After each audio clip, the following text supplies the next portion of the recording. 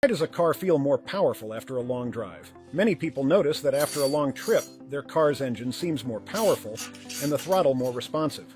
This improvement is actually related to two specific components: the catalytic converter and the particulate filter in the car's exhaust system.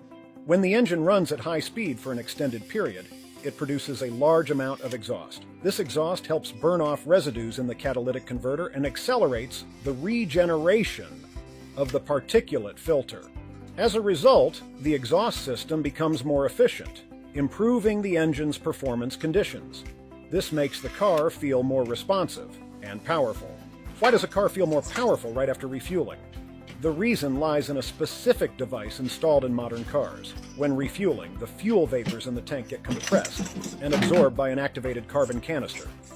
Once you start the engine, these vapors are drawn from the canister into the cylinders for combustion.